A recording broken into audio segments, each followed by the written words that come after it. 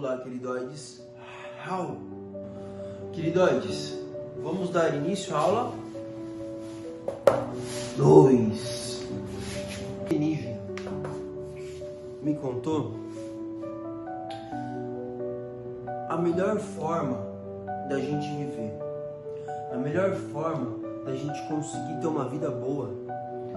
Essa melhor forma, queridoides, envolve compreender o que nós somos. E é sobre isso que a gente vai tratar na aula 2. A compreensão do que a gente é. Porque quando a gente não compreende o que a gente é, as coisas podem dar muito errado, queridoides. Quando a gente não compreende as nossas escolhas numa empresa, no mundo dos negócios, a gente pode ter prejuízo. Quando a gente não compreende o que a gente é, as nossas escolhas numa relação familiar, numa relação pessoal, a gente pode perder o amor, a gente pode se distanciar de quem a gente ama, a gente pode ir por um caminho que a gente não queria, ter consequências que não era nosso objetivo quando a gente pensava na nossa causa. Quando a gente tem uma dúvida sobre o que a gente é, queridos, por exemplo, de onde viemos, a gente pode colocar coisas que não são prioridades no lugar de coisas que são prioridades. Se a gente tivesse a razão disso, se a gente tivesse um chão um pouco mais bem feito para andar em cima, ou seja, se a gente tivesse um conhecimento melhor do que a gente é, as pessoas poderiam não roubar, as pessoas poderiam não matar, as pessoas poderiam não mentir, as pessoas poderiam ser verdadeiras, as pessoas poderiam transformar o mundo num destino maravilhoso. Imagina se a gente não tivesse guerra, não tivesse corrupção, não tivesse tantos problemas que nós temos, queridos. Todos os problemas advindo da dúvida, de não saber quem nós somos. E aí eu faço a pergunta para vocês, queridos. Quem nós somos? O que nós somos? Escreve aqui. Escreve para o professor, queridade. Eu quero escutar o que vocês pensam, o que vocês acreditam, o que vocês são, queridoides. Queridoides, vamos fazer uma reflexão aqui. Há muitos séculos, desde o início da nossa espécie, nós seres humanos estamos tentando entender o que nós somos. O que nós somos, o que estamos fazendo aqui, para onde nós vamos, de onde viemos. São dúvidas, queridos, que a religião tenta explicar, a ciência tenta explicar, a história tenta dar respostas. E quando a gente imagina, por exemplo, numa fonte criadora, Deus criou a gente. Quando a gente imagina que teve uma energia, seja cristã, ou hindu, ou então de repente qualquer uma que seja, qualquer fonte criadora, a gente se imagina. E antes disso, Deus criou a gente, mas e antes de Deus ter criado a gente? De onde veio Deus? É um paradoxo, né? Se Deus é o que criou tudo, então antes não poderia existir. Ou poderia existir de alguma maneira que, se transformando em Deus, se formou-se Deus. Não é verdade? Quando a gente pensa na ciência, que o Big Bang deu origem ao nosso universo, e de repente aquilo tudo se transformou em energia, em matéria, a gente pensa em antes. Existiam outros universos de repente, mas e antes? A resposta, queridos, a resposta disso tem um ponto em comum em todas as teorias, em todos os caminhos de raciocínio, de pensamento que nos levam a essa busca, levam ao mesmo lugar. Antes disso tudo que nós temos, nada tinha, não tinha nada. Essa é uma resposta cabível em todas as perguntas. Antes de Deus, o que tinha? Nada. Antes do Big Bang, dos universos, o primeiro movimento que existiu, seja espiritual, seja material, que tinha? Nada. Então, temos um ponto de partida para sanar essa dúvida tão cruel que faz as pessoas se perderem, fazer tantas crueldades por aí, pelas ruas, pelas avenidas, entre marginais. Esse ponto de partida é maravilhoso, queridoides. Antes do professor Queridoide estar aqui, ele não estava. Antes do mundo existir, o nada existia.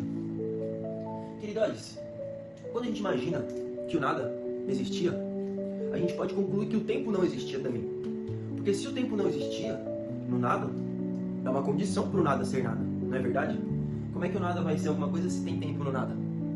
Então, a gente pode imaginar que o ponto de partida é o mesmo ponto de chegada. E que, na verdade, isso, tudo que estamos vivendo, é só o meio da história. É só o meio. É um meio onde o nada supostamente se transformou em tudo isso que eu conheço, que eu não conheço, e estamos transmutando as coisas, estamos transformando tudo isso aqui, nesse meio, nesse caminho. A dúvida em si, de todas essas respostas, de todas essas possibilidades, gera dois caminhos dentro de nós. Gera um caminho pessoal, onde eu, como ser humano, consigo ter uma história de vida, eu consigo ter opinião, eu consigo imaginar. Existe um caminho universal, sendo eu uma possibilidade de uma realidade existente para todo o nosso universo. Não somente para o meu, mas para todo o nosso universo. Onde a minha imaginação não cabe como realidade. Ou então, não da forma que eu quero, mas da forma que eu sou entre nós. Vamos dizer assim, queridas. Essa forma pessoal de compreender é como se fosse um degrau. A gente sempre está construindo esse degrau. A gente sempre está construindo essa forma de se existir, de compreender o que nós somos. E ela se desfaz. Conforme a gente aprende coisas novas, vamos transformando isso. Vai criando-se novos degraus. Enquanto que nós, como universo, estamos compreendidos para além do que nós somos. Nós estamos num caminho perpétuo do que nós somos. Nosso caminho pessoal vai ficar na história.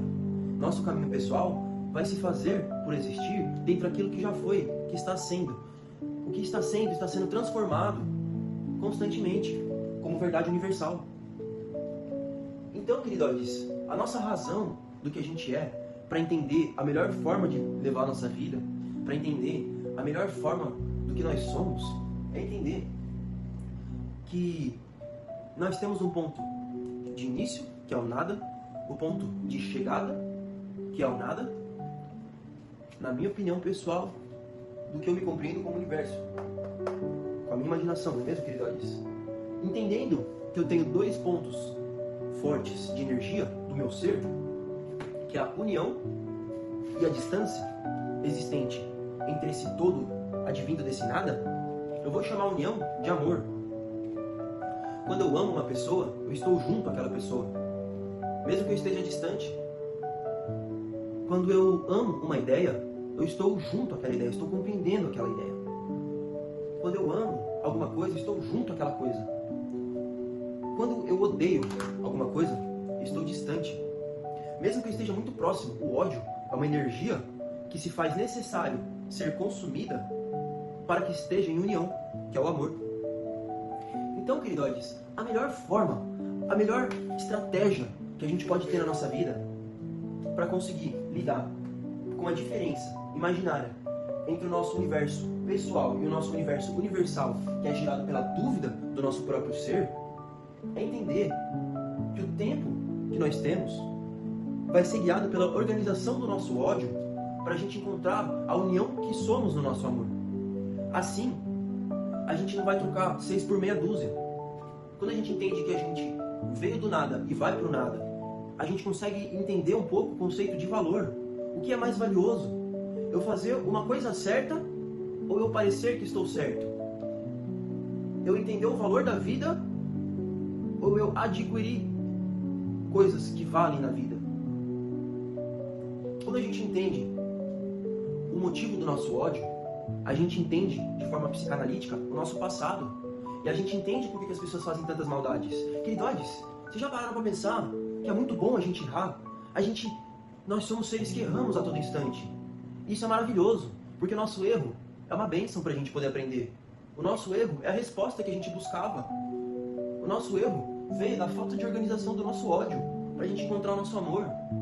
O nosso erro é necessário quando a gente tem um ódio sobre o ódio e não consegue enxergar nem a distância daquilo que a gente quer. Então, queridotes, fica aqui com a aula 2. Vamos finalizar entendendo um bom lugar na nossa vida é aquele que nada existe dentro do nosso todo pessoal. É a compreensão do que nós somos, para entender o valor do que nós vivemos e conseguir buscar o caminho que nós queremos. Sem ser atrapalhado por quem dentro de nós não somos vistos. Isso é mágico, queridotes. Uau!